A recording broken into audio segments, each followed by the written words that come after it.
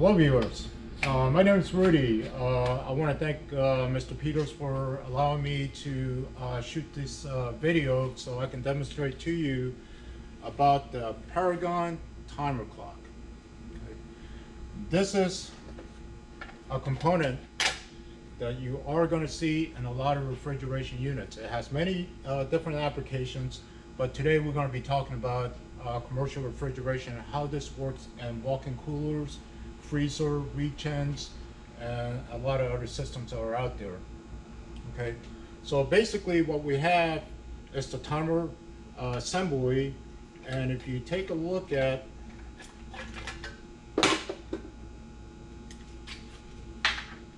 the assembly itself outside of the house, and you're going to see that you got different connections that you're going to hook up your conductors to.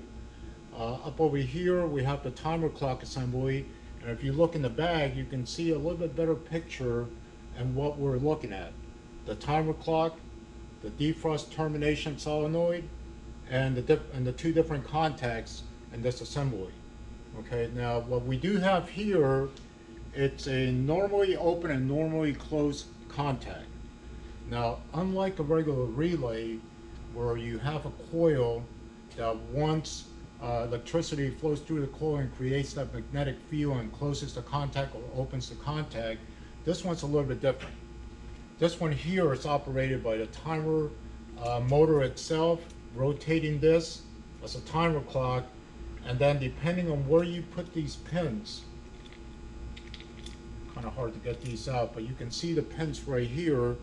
You screw them into the face of the dial, and then as this rotates, this arm will hit the pin and then it'll open or close one of the two contacts.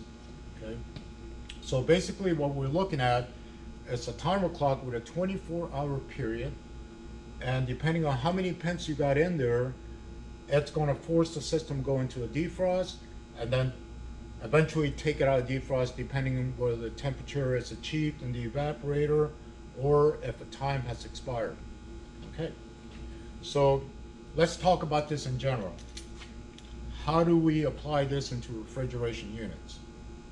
Well, depending upon the type of system, the technician will determine how many defrost cycles is going to be required for that particular system. Now, let's say, for example, that we have a walk-in freezer that's utilized in the restaurant. We will want to set the defrost to come on preferably around maybe midnight, 1 o'clock in the morning, or maybe during the times that nobody's using the freezer. Okay, what would happen is that as the freezer continues to run, the box is going to get colder and colder and colder, and there could be a potential that ice is going to build up in the evaporator coil. Okay, so what would happen is this timer clock will initiate a defrost depending on the time. Let's say 2 o'clock in the morning. It will initiate the defrost, and then it will bring on whether it's a heat strip or a hot gas to go into the evaporator and then thaw out the evaporator coil. Okay. Now, in the daytime, it may not be necessary because people are walking in the kitchen, in and out, going into the freezer, opening the door and closing the door will allow the box to raise in temperature. So it may be the point that you only have one defrost. Now, let's say, for example, it is a freezer that is not really utilized a whole lot. It's for long-term storage, and what would happen is that they may go in it once or twice a day. So in that case, it may be necessary to put 2 defrost cycles into that unit in order to keep it from freezing up. So maybe they'll do a defrost at 11 o'clock in the morning and then another defrost at 11 o'clock at night or midnight. So that can definitely take care of the problem from icing in the evaporator. So let's talk about the time of the defrost. Once the unit goes into a defrost, okay, the termination of the defrost is going to be determined by 2 different factors. One is going to be by the temperature of the evaporator. It'll have a thermostatic sensor on the evaporator with a switch, or the time this small dial inside the clock dial, depending on where you set it, how long you want the defrost to be, let's say 15 minutes. Once 15 minutes have gone by, this will take the unit back into a running mode and take it out of defrost. Now, let's say, for example, that the system has a 15-minute defrost period and the system goes into a defrost. Now, the temperature that we want the evaporator to come out of defrost is going to be 55 degrees, as an example. Let's say we're into it for 10 minutes and the evaporator coil has reached the temperature of 55 degrees. But what happened is the thermostatic switch will close, send electricity to this solenoid right here, and then cause it to bring it out of defrost. Now, the timer clock still has a little bit of time left to go into defrost, but that won't matter at that point, because all it is a clock going around in a circle, and I will never know that it went out of defrost. It will have no ill effect. But let's say, for example, that we have gone through the 15 minutes of defrost, and the temperature of the coil has reached only 50 degrees. At that point, it will take it out of defrost regardless of what the temperature of the evaporator coil is. So the two factors in terminating defrost is going to be time and temperature, whichever one comes first. Okay. Now, I'm going to illustrate to you on the second part of this video how that actually works. I have a setup over here in the shop that we can take a look at so you have a better, clear picture of how this actually operates once it's installed in the system. Let's take a look now at the internal or the wiring of this clock. Okay. This is telling me. Here we're showing the timer motor and the different hookups, the contacts, and the termination solenoid. Okay. So basically, what you must first determine is to make sure that the timer motor is going to be able to hold the amperage that you're going to put through the timer motor and the contacts. So in other words, if these were only rated for 30 amps, you cannot exceed that. And remember to always use the 10% rule. Okay, so if it was 10 amps, 10% of that is 1 amp. So you will have to deduct, and your maximum is going to be 9 amps. Okay. All right. So how do we wire this? We're going to go ahead and put 2 light bulbs right here.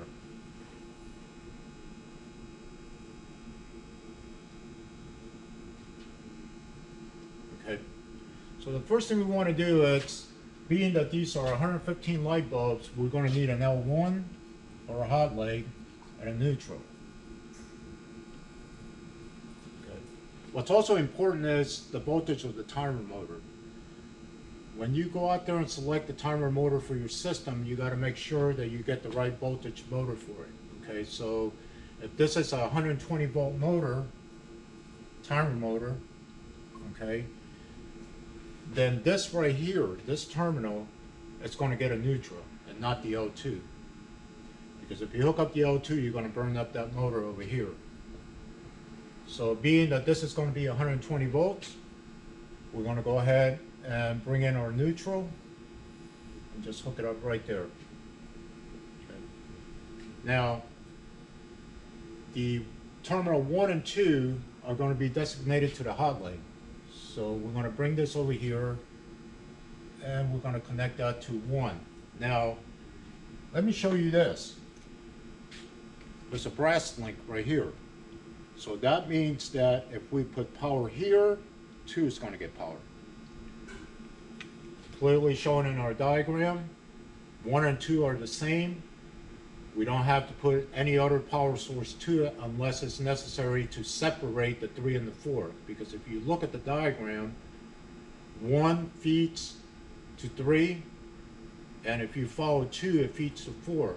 But if we leave the link in there, they're going to be one and the same. You got power coming from only one source. There is applications where you're going to have to bring power from a different source into the timer clock. So therefore, if that is the case, you need to remove that brass link out of the timer.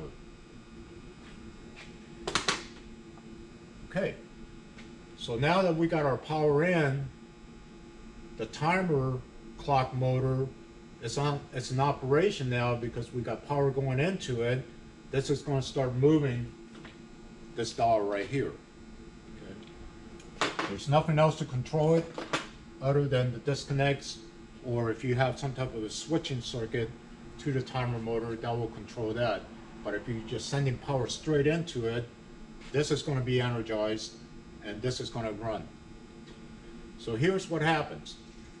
Okay, there is no like a normal IFR or a contactor that is going to really tell these contacts to open or close in this application, but rather the timer motor, as I mentioned earlier, that is going to control the contacts opening and closing at a predetermined setting by the motor.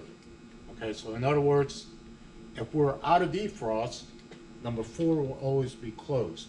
Number 4 being now that this will be on our regular running mode. Now, number 3 will be for the defrost. As you can see, if we're running normally in the system, number 4 is closed, and this will send power out to the compressor, fan motors, or any other component that needs to run on the regular cooling cycle.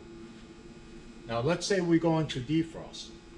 Okay, defrost, as that wheel spins and hits that pin, it's going to cause this arm right here to close this contact and open up this contact. So now we're in the defrost mode. So basically on number 3, if you have, let's say, a heating element on the evaporator coil, that's going to energize that heating element. Okay, everything else that was hooked up over here, the compressor, the fans, or any other components or any other loads, will de-energize at that point. So let's go ahead and wire this up really quick. Let's use this light bulb for our defrost, and take number 4 and come down here and go to this light bulb, and that's going to be going to the neutral, and that's going to be for a regular running mode.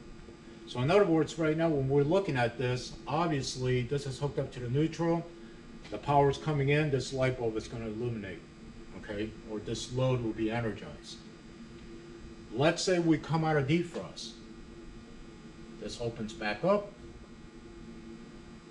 and this closes. Now this light bulb is going to be de-energized, and this light bulb is going to be energized. Now let's jump back again to the defrost. How is the defrost terminated? Once again, if the time expires, this is going to come out of defrost. Now let's say that we're utilizing this for the termination, or this event happens. You have, okay, a thermostatic switch or sensor, and this is going to be hooked up to another power source. So since we're running 120 volts, we're going to go ahead and hook this up to a neutral. And the reason being is that if you follow the path here, it's actually, okay, once this is closed, it's getting L1. So we don't want to hook this up to L1 because that would defeat the purpose. We can complete the circuit, and this will never come out of defrost. Okay, so let's say we're in the defrost mode right now. The evaporator is heating up, and it reaches 55 degrees Fahrenheit. Okay, this thermostatic switch, it's going to close. Okay, it's going to close, complete the circuit for the solenoid, and this being closed, it does have power going into it, but just for that instant moment, that's all it needs. Because once you apply power to it, this plunger is going to pull in, and it's going to knock this back into a regular running mode. Okay, once that's open, don't have to worry about it. When the system goes back into a defrost, it'll repeat the cycle over again for termination, if it is in fact by temperature. Okay, so that's how that works. One of the things that we got to keep in mind, okay, about this, these screws right over here. I've seen it many a times that these are over tightened, and it causes fatigue back here, and it causes this to bend a little bit and never make contact. Okay, do not over tighten these. Once you snug them down, you're good to go. Okay. So once again, the Paragon Timer clock for refrigeration units, other applications are also there for this to be used on. But we're going to go ahead and move now over to the bench, and we're going to take a look at how this actually works in real life. I have a little setup over there with light bulbs, so hopefully that will kind of clarify everything that I say here on the board.